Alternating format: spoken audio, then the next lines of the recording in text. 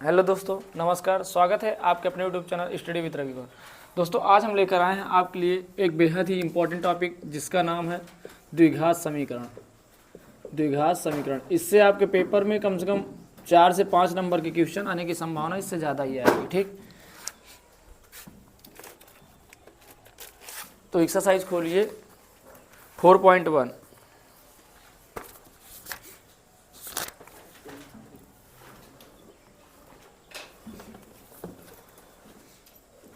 देखिए, पहले हम ये समझ लेते हैं सबसे पहले कि द्विघात समीकरण होता क्या है।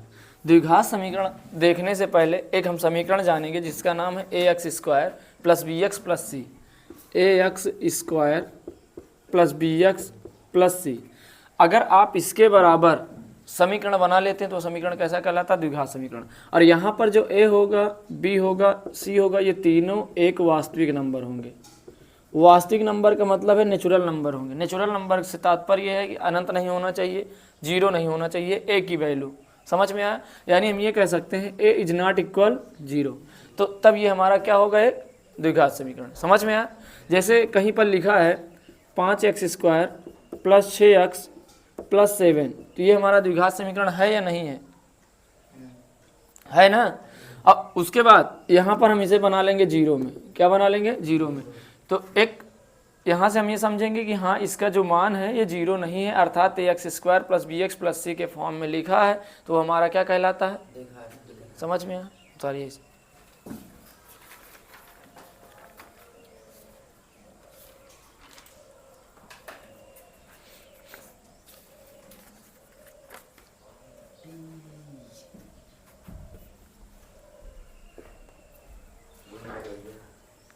बैठो, बोलो नहीं, चुपचाप बैठ जाओ।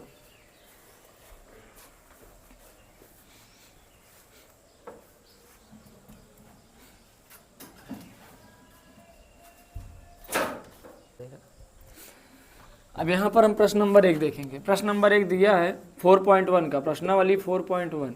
प्रश्नावली 4.1 में दिया है कि x प्लस 1 का होल स्क्वायर, x प्लस 1 का whole square is equal to 2x minus 3। यानी हमें इसे सॉल्व करना है और बताना है। ऊपर लिखा है जांच कीजिए कि यह द्विघात समीकरण है या नहीं है। तो हम द्विघात समीकरण करने से पहले हम सबसे पहले इस समीकरण को अपने दिमाग में बैठाएंगे, बराबर जीरो। अगर हम इतना ला लेते हैं तो ये द्विघात समीकरण होगा। अब द्विघात समीकरण करने से पहले यहाँ पर लिखा है x प्लस 1 का होल स्क्वायर, तो सबसे पहले हमें a प्लस बी का होल स्क्वायर पता होना चाहिए। तो हम a प्लस बी का होल स्क्वायर जानते हैं, हो जाता है a² plus b² plus 2ab। अब यहाँ पर रखेंगे तो x प्लस 1 का होल स्क्वायर, तो यहाँ पर हम सॉल्व करेंगे तो ये हो जाएगा x का स्क्वायर प्लस 1 का स्क्वायर प्लस 2ab। अब बराबर इसके इसमें गुणा करेंगे, 2 का x में गुणा करेंगे 2x, अब प्लस माइनस गुणा माइनस 2 3 6। इतना समझ में आया? अब यहाँ पर होल स्क्वायर करेंगे x² प्लस 1 स्क्वायर प्लस 2, 2 1 9 2 और x गुणा करेंगे 2x बराबर 2x माइनस 6। अब ये हम जानते हैं कि अगर इधर प्लस 2x है, इधर प्लस 2x है, तो आपस में कट जाएगा। नहीं तो आप पक्षांतर कर भी सकते हैं, तो 2x से 2x डायरेक्ट काट देंगे। क्यों कट रहा है? क्योंकि यहाँ पर प्लस है, और अगर इधर बराबर को उस तरफ ले जाएंगे तो माइनस होगा, और कहीं भी प्लस माइनस बराबर होता है तो आपस में कैंसिल आउट हो जाता है। समझ में आया? अब बचा क्या? x² प्लस 1 बराबर माइनस 6। इतना बचा कि नहीं बचा? तो अब x² प्लस 6 इधर आएगा, माइनस 6 तो प्लस 6 हो जाएगा, प्लस 1 बराबर 0। तो x² प्लस 6 7 बराबर 0। तो क्या ये द्विघात समीकरण है या नहीं है? द्विघात समीकरण। क्यों है कि अगर इसे हम लिखना चाहें तो इसे ऐसे भी लिख सकते हैं, x² प्लस 0x प्लस 7 बराबर 0। लिख सकते हैं कि नहीं? क्योंकि 0 की किसी नंबर में गुणा करेंगे 0 हो जाएगा। तो इस तरीके से हम ये देखेंगे कि ये घात 2 में है कि नहीं है। समझ में आया? द्विघात बहुपद से तात्पर्य ये होता है कि यहाँ घात कितनी होनी चाहिए? 2।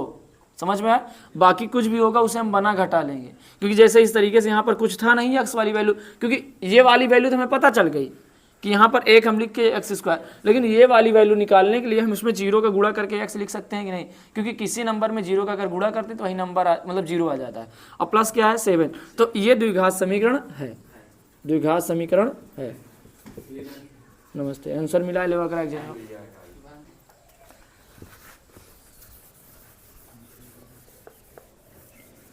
अब इसमें क्वेश्चन नंबर पहले का सेकंड की बात करेंगे। क्वेश्चन नंबर सेकंड में दिया है कि x² minus 2x, x² minus 2x बराबर x माइनस 2 एक्स माइनस 3, यही है। अब यहाँ पर क्या करेंगे, इसे सॉल्व करने से पहले हम इसमें बीजगणितीय नियम लगाएंगे। बीजगणितीय नियम का मतलब यह है कि एक्स स्क्वायर माइनस 2x और इसका इसमें गुणा करेंगे। ध्यान समझो, यहाँ पर पहले इस नंबर का हम यहाँ पर गुणा तो एक्स एक्स गुणा होगा तो क्या होगा, फिर एक्स का यहाँ पर माइनस और यहाँ पर प्लस माइनस गुणा, माइनस 3 का एक्स में गुणा होगा 3x, फिर -2 का इसमें गुणा होगा -2x और माइनस माइनस गुणा प्लस और 3 दूना 6। अब इसके बाद फिर समझिए, यहाँ पर एक्स स्क्वायर है, यहाँ पर एक्स स्क्वायर है, कट जाएगा तो बचा क्या, -2x -3x, ये इधर आएगा +3x + 2x बराबर 6। तो 2 से 2 कट जाएगा, 3x बराबर कितना है 6, x बराबर 6/3, x बराबर 2। ये द्विघात समीकरण है या नहीं है? नहीं है, क्योंकि यहाँ पर बीजगणितीय रूप नहीं प्राप्त हो रहा है, नहीं। यहाँ पर ये देखेंगे कि आपकी किताब में आंसर आ रहा है, अर्थात है का मतलब ये नहीं है कि किताब में जो दिया वही सही है। हम ये बता रहे हैं आपको, सॉल्व करने के बाद यहाँ पर एक्स स्क्वायर की वैल्यू कुछ भी नहीं आई है, अर्थात ए की वैल्यू 0 आई है। जब ए की वैल्यू 0 आती है तो कोई भी समीकरण द्विघात समीकरण नहीं होता, इसलिए यह भी द्विघात समीकरण नहीं है। आपको परेशान नहीं होना, नहीं आप परेशान हो जाओ किताब में दिया ऐसा, आप ऐसा बता रहे हैं, तो उसमें जो किताब में दिया है वहाँ पर यह सवाल ऐसे होनी चाहिए थी, 3 - x, तब जाकर यहाँ पर द्विघात समीकरण आता।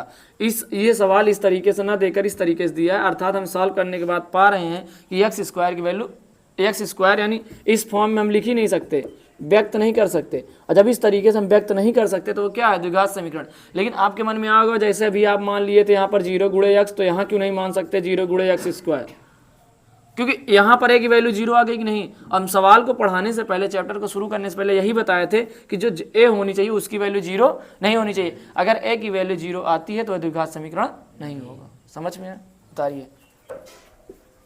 अब सवाल नंबर 3 की बात करेंगे। सवाल नंबर 3 है x - 2 x + 1 और बराबर कुछ तरफ x - 1 और x + 3, यही है।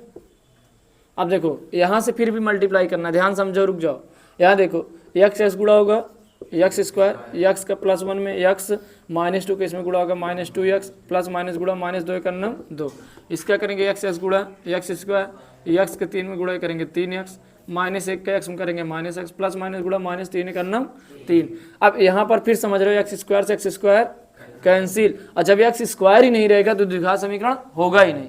तो आप पूरा सॉल्व करोगे उससे कोई मतलब नहीं, आपसे बस इतना पूछा गया है कि द्विघात समीकरण है या नहीं है। और जब नहीं है, क्यों नहीं है, क्योंकि एक्स स्क्वायर से एक्स स्क्वायर कैंसिल हो गया, अर्थात ए की वैल्यू कितनी आ गई, 0। अब आपके मन में आ रहा होगा ए बी सी डी कहाँ से आ गया, हमें इस फॉर्म में लिखना है, ए एक्स स्क्वायर + bx + c बराबर 0। तो इस फॉर्म में लिखने के लिए हमें एक्स स्क्वायर होना चाहिए कि नहीं, और एक्स स्क्वायर तो यहाँ कैंसिल आउट हो गया है, अर्थात ए की वैल्यू कितनी आ गई, 0। और जब ए की वैल्यू 0 आ जाती है तो यह द्विघात समीकरण नहीं होगा।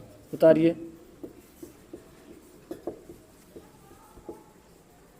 आप लोग ऑनलाइन वालों को, जितने लोगों को नहीं समझ में आ रहा होगा, आप हमारी बातों पर ध्यान दीजिएगा, क्योंकि राइटिंग उतनी अच्छी है नहीं हमारी।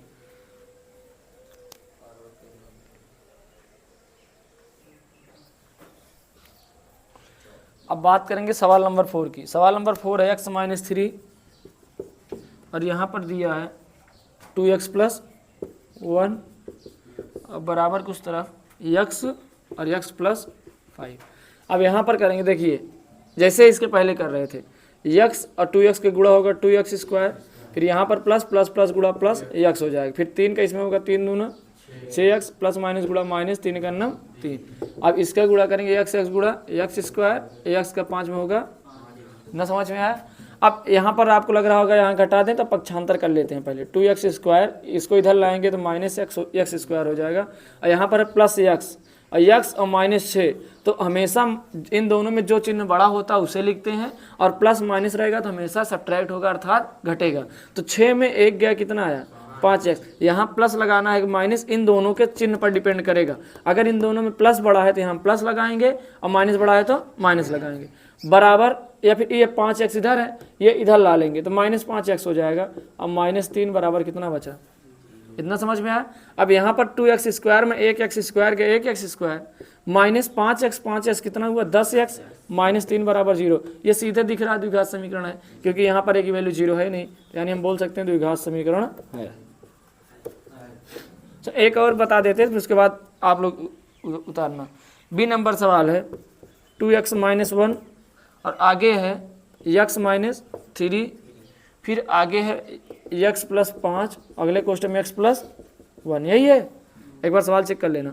इसका जब इसमें मल्टीप्लाई करेंगे 2x का इसमें गुणा होगा 2x स्क्वायर हो जाएगा, 2x का इसमें यहाँ पर प्लस है, यहाँ माइनस, प्लस माइनस गुणा माइनस, और 2 3 यहीं 6x, माइनस 1 का इसमें गुणा करेंगे माइनस x, अब माइनस माइनस प्लस 3 का नाम 3। इसी तरीके से इसमें करेंगे x गुणा x स्क्वायर, x का 1 में गुणा होगा x हो जाएगा, 5 का इसमें गुणा होगा 5x, अब 5 का नाम 5। अब सबको पक्षांतर कर दो, देखो इधर 2x square minus 6x minus 1 कितना हो गया माइनस 7x, और ये बचा है प्लस 3, ये इधर वाला इधर आएगा तो माइनस x स्क्वायर, और ये x है और ये 5 है, 5 एक कितना हो गया 6x, और 6x बराबर किस तरफ आएगा तो क्या हो जाएगा माइनस 6x, बहुत सही। अब प्लस 5 इधर आएगा तो माइनस 5 बराबर क्या बचा 0। अब 2x स्क्वायर, अब में एक x स्क्वायर गए, कितना बचा x स्क्वायर, कितना बचा x स्क्वायर, और यहाँ है 7x, यहाँ है 6x, 7 6 13x, और यहाँ पर माइनस 5 है, यहाँ पर प्लस 3, तो प्लस 5 माइनस 3 हल, मतलब माइनस 5 प्लस 3 हल करेंगे तो माइनस 2 बराबर 0। ये आपका आंसर आ गया। यह द्विघात समीकरण है कि नहीं है, यह द्विघात समीकरण है। उतारो। अब हम सवाल नंबर 6 की बात करेंगे, जिसमें दिया है x square plus 3x plus 1 बराबर x माइनस 2 का होल स्क्वायर। यही है, होल स्क्वायर है ना। अब यहाँ पर समझो ध्यान से, ये द्विघात समीकरण नहीं है। काहे लिए नहीं है, कहे कि x square plus 3x plus 1 इधर है, और इधर a माइनस बी का होल स्क्वायर लगाएंगे तो हो जाता है a square minus plus B square minus 2ab, अर्थात हम कह सकते हैं x square plus 3x plus 1 बराबर x स्क्वायर प्लस 2 दूना 4 और 2 दूना 4x, तो x स्क्वायर से x स्क्वायर कैंसिल आउट, अर्थात यह द्विघात समीकरण नहीं है। समझ में आ रहा होगा आप सभी को, द्विघात समीकरण नहीं है। इसके बाद नेक्स्ट बोलो सवाल, बता दें। x माइनस 2 का होल क्यूब और बराबर है 2x x स्क्वायर माइनस 1। यहाँ भी द्विघात समीकरण नहीं ही होगा, बाकी करो इधर देखो। a माइनस बी का होल क्यूब करेंगे, a cube minus B cube minus 3ab अकोष्टक में माइनस b, अब बराबर 2x के अंदर गुणा होगा तो 2x क्यूब हो जाएगा माइनस 2x हो जाएगा। इतना करेंगे। इसके बाद यहाँ पर हम फार्मूला लगाएंगे। देखिए इधर समझिए, पहले x क्यूब 2 का क्यूब करेंगे तो 8 हो जाएगा, 3 दूना 6x और कोष्टक में x माइनस 2 बराबर 2x क्यूब माइनस 2x। तो यहाँ पर देखिए ये कट नहीं रहा है, क्योंकि अगर हम इसे इधर ले जाएंगे, मान लीजिए इसको इधर ही लाएं या फिर इसको उधर ले जाएं, तो माइनस 8 माइनस 6x और कोष्टक में x माइनस 2 बराबर 2x क्यूब और माइनस x क्यूब। तो 2 में से 1 गया, 1 x क्यूब तो बचेगा ही, और जब x क्यूब होता है तो ये द्विघात समीकरण नहीं होता, द्विघात समीकरण नहीं है। क्यों नहीं है? क्योंकि अगर यही x स्क्वायर के फॉर्म में आता तो होता, और घात 3 के फॉर्म में होगा तो नहीं होगा। समझ में आया? द्विघात समीकरण यहाँ समझने का मतलब ये, आप लोग को यहाँ नहीं समझ में आया फिर समझिए। देखिए इसको हम ले गए इधर, तो इधर है 2x क्यूब, ये प्लस है तो उधर जाएगा तो x क्यूब होगा माइनस 2x, तो इसमें हम सब्ट्रैक्ट करेंगे तो x क्यूब आएगा, और किसी भी समीकरण में x क्यूब है तो वो द्विघात समीकरण नहीं होता। अगर अभी x स्क्वायर के फॉर्म में होता तो द्विघात समीकरण होता। समझ में आ रहा है? उतारिए।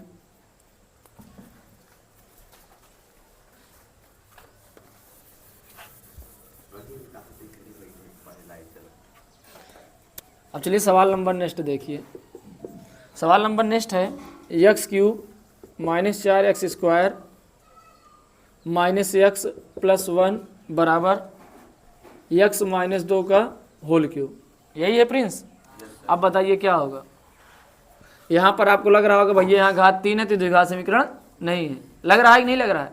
लेकिन ऐसा नहीं होना चाहिए, हमें इसको सॉल्व करना पड़ेगा। तो x cube minus 4x square minus x plus 1 बराबर यहाँ पर x minus a minus B का होल क्यूब, तो ये हो जाता है a cube minus B cube minus 3ab अकोष्टक में माइनस b।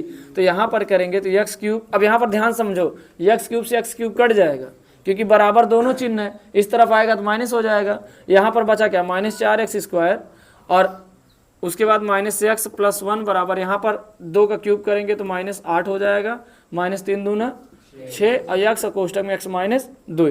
अब यहाँ करब 4x² प्लस x प्लस 1 बराबर -8 माइनस 6x के मन गुड़ा हुई 6x² और माइनस माइनस प्लस 6 दूना 12x 6 दूना 12x बेइज्जती ना करा 8 बोल के 6 दूनी 12x।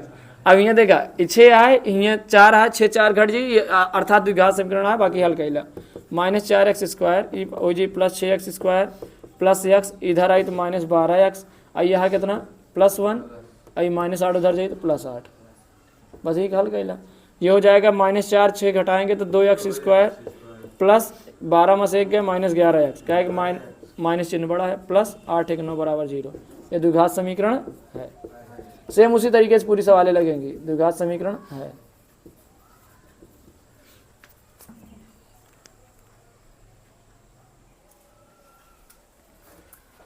अब देखेंगे 4.1 की सवाल नंबर 2 दिया है एक आयताकार भूखंड का क्षेत्रफल एक आयताकार भूखंड का क्षेत्रफल 528 मीटर स्क्वायर है।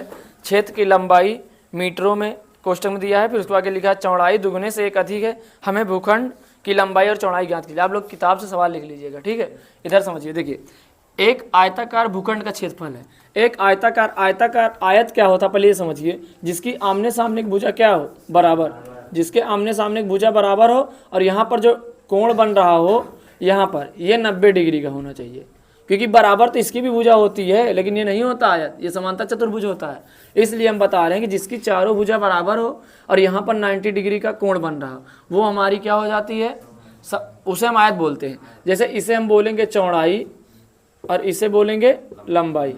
ध्यान समझिए दिया है क्षेत्रफल 528 है तो सबसे पहले आयत का क्षेत्रफल आपको पता होना चाहिए। तो आयत का क्षेत्रफल जो होता है आयत का क्षेत्रफल बराबर लंबाई गुणे चौड़ाई होता है।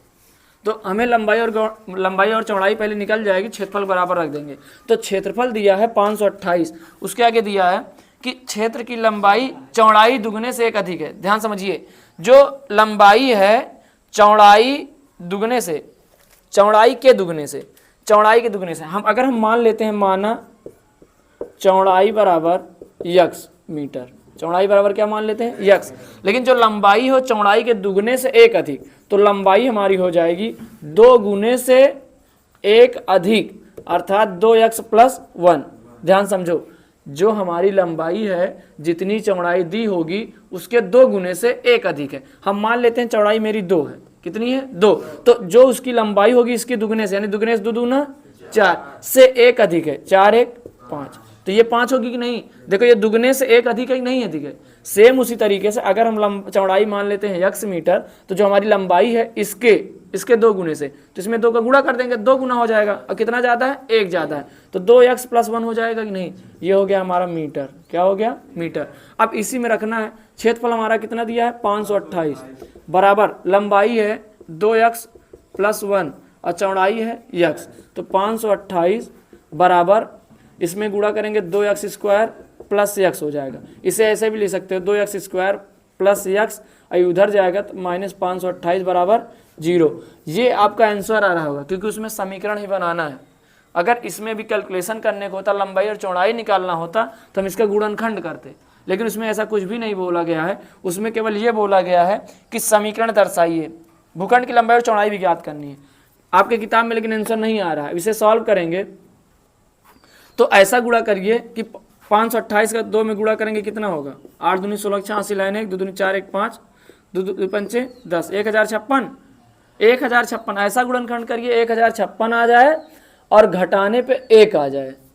गुणनखंड आप करना है। देखिए 1056 कैसे निकालते हैं 1056 का हम पहले गुणनखंड करेंगे 2 पंचे 10 और 2 दूना 4 2 8 16 2 से करेंगे 2 दूना 4 2 छंग 12 2 चौके 8 2 से करेंगे 2 का 2 2 3 6 2 दूनी 4 2 से करेंगे 2 छंग 12 2 छंग 12 2 से करेंगे 33 2 से करेंगे नहीं कटेगा 3 से कटेगा 11 11 से कटेगा 1 2 दूनी 4 4 दूनी 8 8 दूनी 16 16 दूनी 32 11 आई 33 33 माइनस 32 क्या बन जाएगा 33 माइनस 32 प्लस x 33 माइनस 32 और यहाँ पर x यहाँ -528 बराबर 0।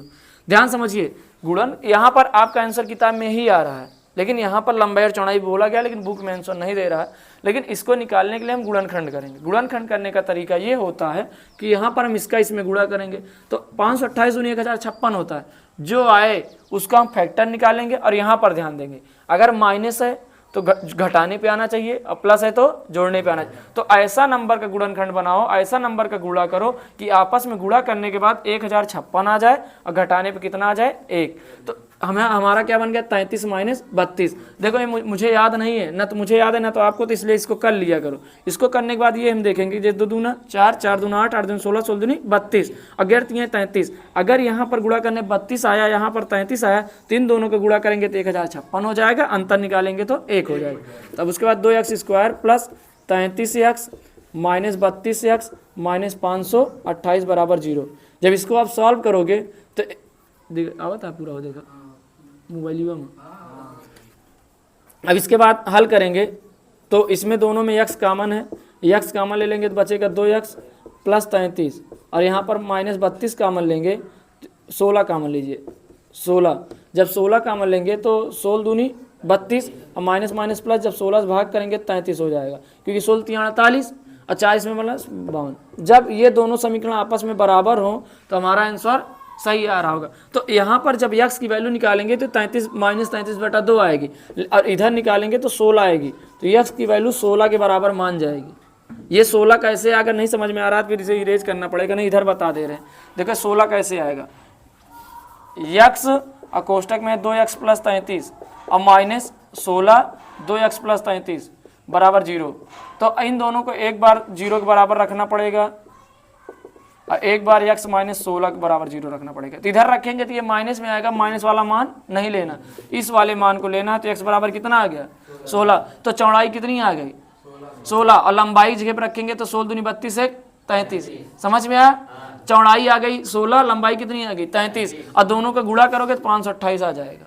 समझ में आया, ये हमारा आंसर है। अगर चौड़ाई निकालेंगे, चौड़ाई कितना आ गई 16 मीटर, क्योंकि x वैल्यू मीटर, और लंबाई निकालेंगे तो लंबाई है 2x प्लस 1, यानी 2 गुणे 16 प्लस 1, 16 दूनी 32 1 33 मीटर। समझ में आया, एकदम आसान होता रहा। सवाल नंबर नेक्स्ट देखेंगे। दिया है 2 क्रमागत धनात्मक पूर्णांकों का गुणनफल 306 है, हमें पूर्णांकों को ज्ञात करना है। ध्यान समझिए, 2 क्रमागत धनात्मक पूर्णांक है। 2 क्रमागत मतलब एक के बाद एक नंबर जो है, ठीक है, उसका गुणनखंड कितना है 306। तो हम मान लेते हैं, माना पहला क्रमागत पूर्णांक, पहला पूर्णांक मान लेते हैं, पहला पूर्णांक कितना x, और दूसरा क्या हो जाएगा सेकंड x प्लस 1। तो अब प्रश्नानुसार बात करेंगे तो इनका दोनों का गुणनखंड 206 के बराबर है। गुणनफल प्रश्नानुसार x और x प्लस 1 का गुणा करेंगे कितना हो जाएगा 306।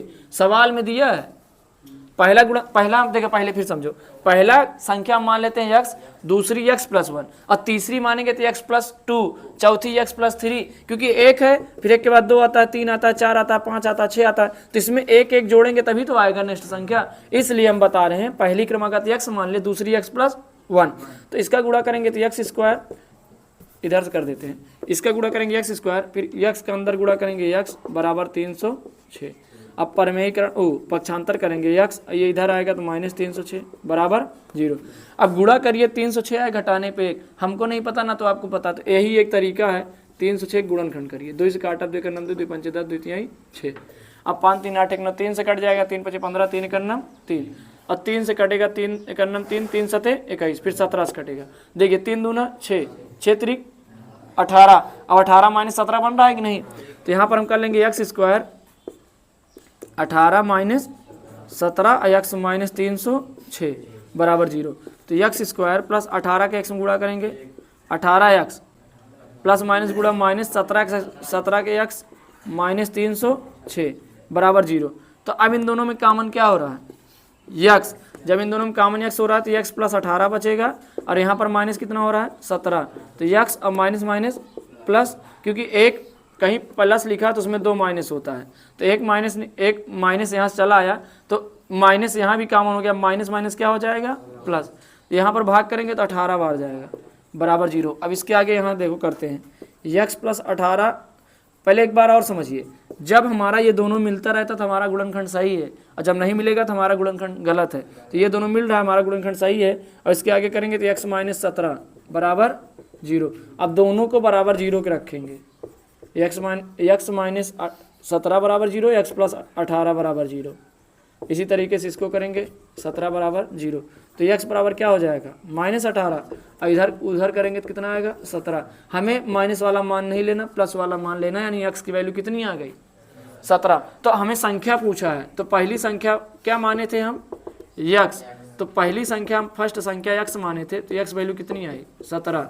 और सेकेंड नंबर हम माने थे x प्लस 1 यानी 17 प्लस 1 यानी दूसरी संख्या कितनी आई 18। समझ में आया? यहाँ से 18 नहीं आया, नहीं सोचा यहाँ आया 18 तो यहाँ भी लिख दें। हमें इस पे वैल्यू रखनी है x वाली, माइनस वाला तो हमें भूल ही जाना है। इसके बाद हमें ये अग्राह्य मान होता है, अग्राह्य मान मतलब जब भी x वैल्यू माइनस आती है तो उससे हम नहीं मानते। तो x वैल्यू कितनी आई 1 आई 17, एक दूसरी संख्या कितनी है कि x प्लस मतलब 1 था तो 18 कर दिए। समझ में आया? उतारो। यहाँ देखिए नेक्स्ट सवाल है। सवाल दिया है कि रोहन की माँ उससे 26 वर्ष बड़ी है। तो सबसे पहले हम रोहन को बना लेंगे एक तरफ और उसकी माँ को बना लेंगे। यहाँ हो गया कौन रोहन, और ये हो गई रोहन की माँ। ध्यान समझिए, दिया है कि रोहन की माँ उससे 26 वर्ष बड़ी है, यानी प्रेजेंट एज की बात कर रहा है, जो अभी हमारा वर्तमान समय है उसकी बात कर रहा है। जैसे मान लीजिए मेरी उम्र 10 वर्ष है, मेरी माँ की उम्र 30 वर्ष है, यानी मुझसे 20 वर्ष बड़ी है। तो अर्थात हम इतना समझ सकते हैं कि ये हमारी कौन सी आयु हो गई वर्तमान आयु।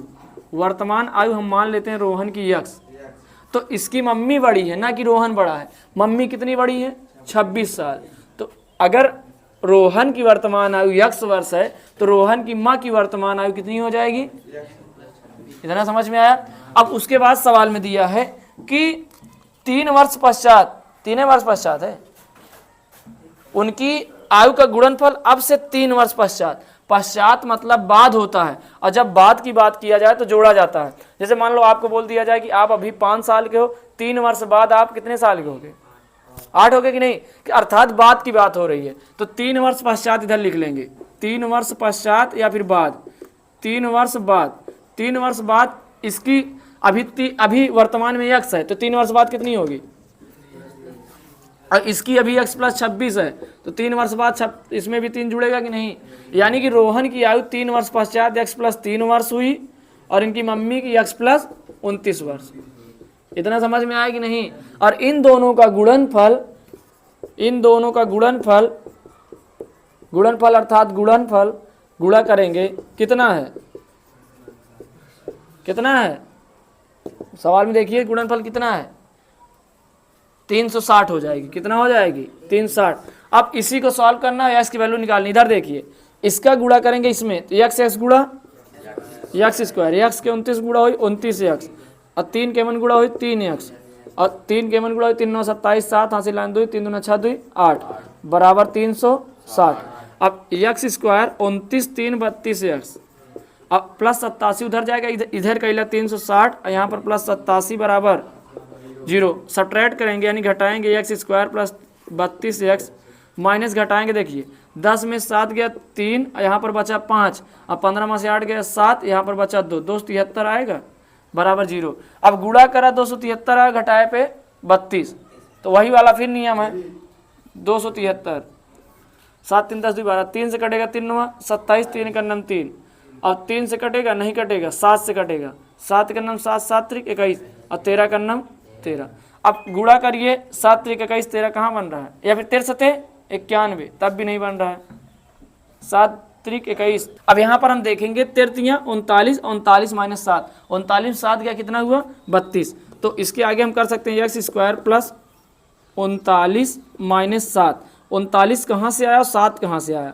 हमें ऐसा गुणनखंड बनाना है, गुणा करने पर 273 हो जाए और घटाने पे कितना है 32, क्योंकि यहाँ पर माइनस है, और प्लस होता तो जोड़ने पे आता। ठीक, अब इसके आगे करने इसको हम यहाँ पर अलग गुणा करेंगे, तो x square plus 39x minus 7x minus 273 बराबर क्या हुआ 0। अब यहाँ पर देखिए x स्क्वायर में इन दोनों में कॉमन क्या है x, जब x कॉमन ले लेंगे तो x प्लस 39, अब माइनस 7 कॉमन है, जब 7 कॉमन लेंगे तो फिर यही आ जाएगा x प्लस 39 बराबर 0, क्योंकि 7 से आप भाग करोगे तो 39 टाइम जाएगा। ये दोनों मिल रहा है, एक बार लिख लीजिए x प्लस 39 और x माइनस 7 बराबर 0। तो अब ये वाला मान नहीं माना जाएगा, क्योंकि क्यों नहीं माना जाएगा प्रबल, क्यों नहीं माना जाएगा, क्योंकि ये माइनस में आ जाएगा, और ये वाला मान माना जाएगा क्योंकि ये प्लस में। तो ये x की वैल्यू 7 आई है। अब आप देखिए सवाल में पूछा क्या है कि उनकी हमें रोहन की वर्तमान आयु, और रोहन की वर्तमान आयु कितनी है, और रोहन की मम्मी की, और 3 वर्ष पश्चात रोहन की आयु कितनी है, मम्मी की x प्लस 29। अब इनमें आपको कुछ भी पूछे, रोहन की वर्तमान आयु, रोहन की माँ की वर्तमान आयु, रोहन की 3 वर्ष पश्चात आयु, रोहन की 3 वर्ष पहले आयु, सब बता लोगे कि नहीं, क्योंकि हमें x की वैल्यू पता चल गई। तो रोहन की वर्तमान आयु यहाँ पर रख देंगे तो x बराबर कितना आ जाएगा, 7 वर्ष। रोहन की वर्तमान आयु बराबर 7 वर्ष। आ रहा है आंसर, देख लीजिए।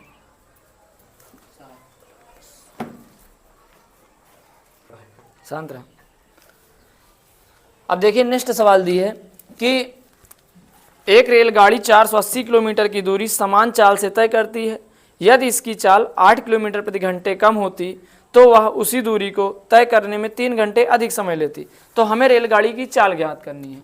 तो हम मान लेते हैं, माना रेलगाड़ी की चाल बराबर x किलोमीटर प्रति घंटे। माना रेलगाड़ी की चाल x किलोमीटर प्रति घंटे। उसके आगे दिया है कि यदि इसकी चाल 8 किलोमीटर प्रति घंटे कम होती तो वह दूरी को तय करने में कितना समय लगाती। टोटल दूरी दिया है, कुल दूरी कितना है, 480 किलोमीटर। सवाल देखा करिए किताब में, कुल दूरी 480 किलोमीटर। अब इसके बाद पहली कंडीशन ये दी है कि यदि पहले समझिए चाल बराबर क्या होता है, चाल बराबर दूरी बटा समय। तो जो पहली चाल है और समय बराबर हो जाएगा, समय बराबर दूरी बटा चाल। देखिए दूरी दिया 480 किलोमीटर, कितना दिया है, 480। हम इसकी चाल कितनी मान रहे हैं, x। ये पहली कंडीशन हुई। दूसरी कंडीशन ये है कि यदि चाल को 8 किलोमीटर कम किया जाए, यानी कि सेकंड कंडीशन, यानी ये t1 निकल गया। अगर हम t2 यानी समय दूसरा समय निकालते हैं तो टोटल दूरी कितनी थी, 480। और फिर जो चाल है उससे कम कर रहा है, कितना कम कर रहा है, 8 घंटे कर रहा है। तो पहले चाल थी x और अब कम कितना कर रहा है, 8। इतना समझ में आया भैया। देखिए समय बराबर दूरी बटा चाल होता है।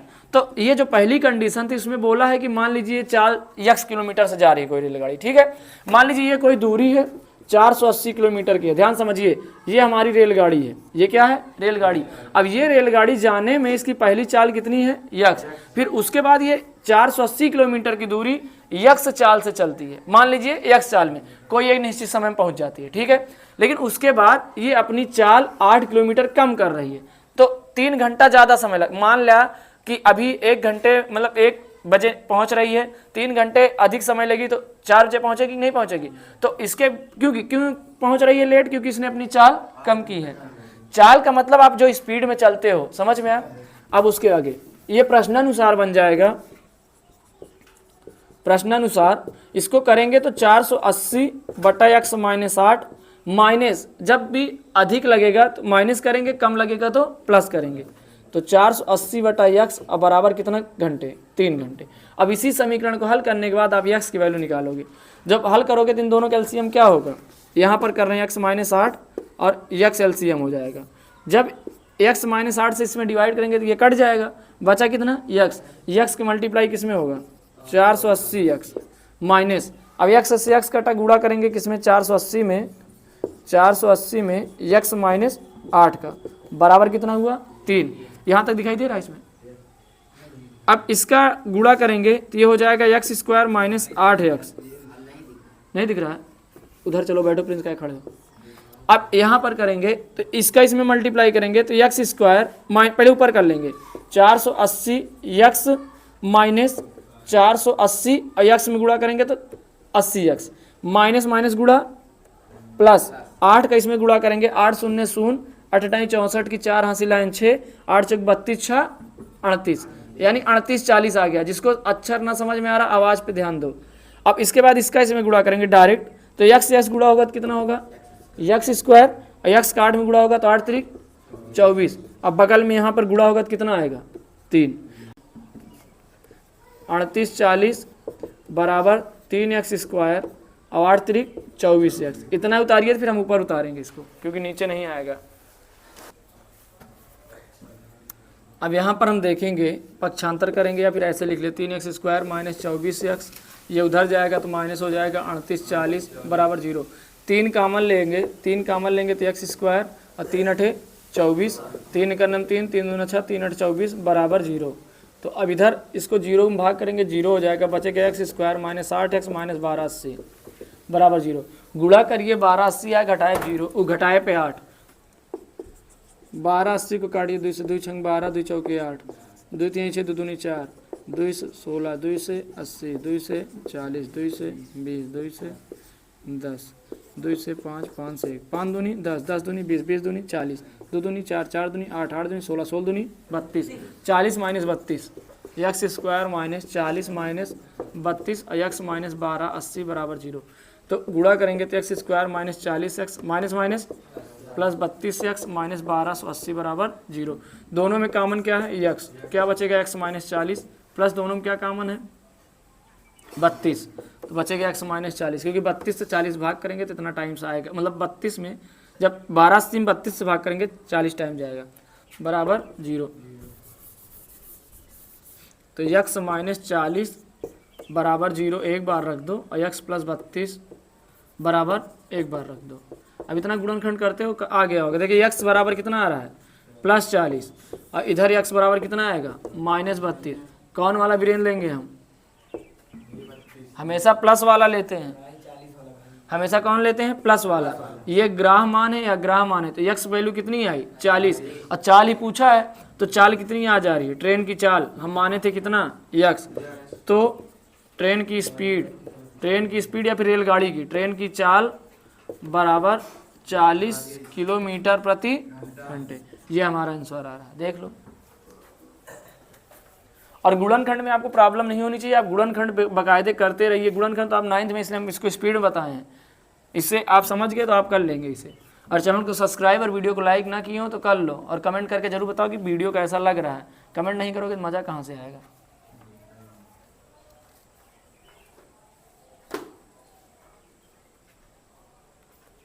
तारे